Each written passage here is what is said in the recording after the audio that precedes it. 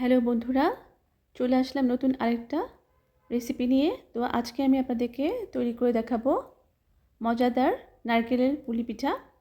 তো এই পুলি পিঠাটা তৈরি করা একদম অনেক সহজ। হাতের কাছে মোটে কয়েকটা উপকরণ দিয়েই খুব সহজে তৈরি করে নিতে পারবেন। তো এখানে আমি নারকেল কুড়িয়ে রেখেছিলাম। তো এটা সবাই পারবেন, আমি আর দেখালাম না। হাত কুড়ুনি দিয়ে লম্বা লম্বা করে কুড়িয়ে নিয়েছি, বা আপনারা পা কুড়ুনি দিয়েও নারকেল কুড়িয়ে নিতে পারবেন, ওটা অসুবিধা হবে না। তো এখানে আমি প্রথমে নারকেলটা পুর করে নেব। তো এখানে আমি দুটো এলাচি ভেঙে দিয়েছি আর দারচিনি দিয়ে চিনি দিয়ে প্রথমে দেখুন নারকেলের পুরটা তৈরি করে নিচ্ছি সুন্দর করে।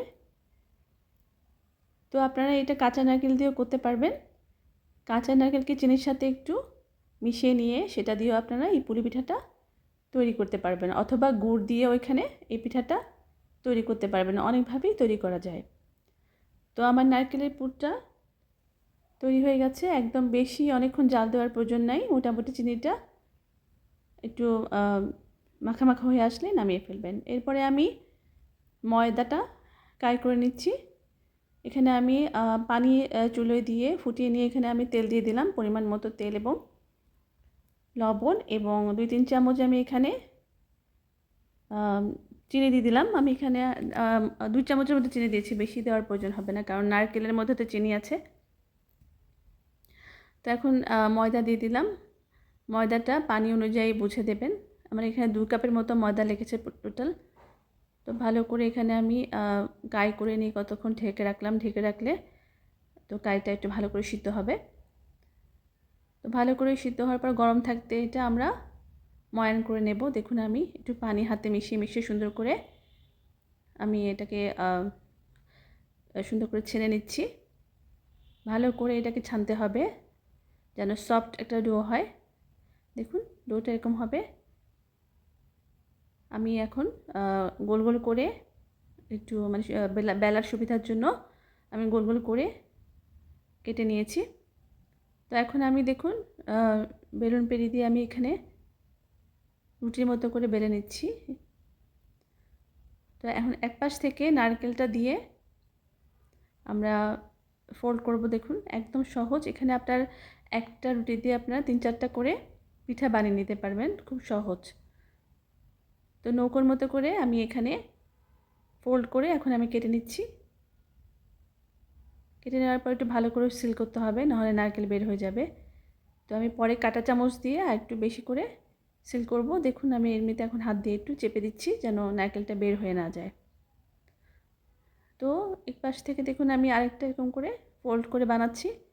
একটা রুটি দিয়ে আপনি 3টা করে বানাতে পারবেন একই টাইমে। তো এখন কেটে নিচ্ছি সুন্দর করে, এই যে এভাবে করে নৌকোর মতো করে কেটে নিয়ে এই যে দেখুন আমার একটা রুটিতে 3টা পিঠা হয়েছে। এখন আমি একটু কাঁটা চামচ দিয়ে ভালো করে নকশার মতো করে দিচ্ছি, প্লাস এটা ভালো করে সিল হয়ে যাবে। দুপাশটায় কিন্তু কাঁটা চামচ দিয়ে এরকম করে টেবে টেবে নকশার মতো করে নেবেন। তো হয়ে গেল আমার সবগুলো বানানো। এখন আমি একটা তাওয়া গরম করে নিয়ে এখানে সামান্য পরিমাণ তেল দেব, কারণ আমি পিঠাগুলো একদম ছাঁকা তেলে ভাজবো। কারণ এখানে ডুবো তেলে ভাজবো না, কারণ এটা স্বাস্থ্যকরভাবে আমি বানাচ্ছি।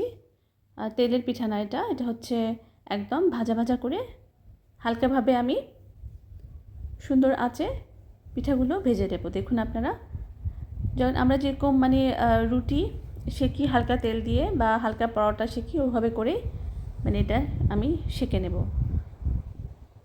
তো ভালো করে উল্টিয়ে পাল্টিয়ে দুপাশটা আমরা পিঠাটা বানিয়ে নেব। আর খুব আর্লি খুব সুন্দরভাবে বানিয়ে নেওয়া যায়, অত ঝামেলা হয় না।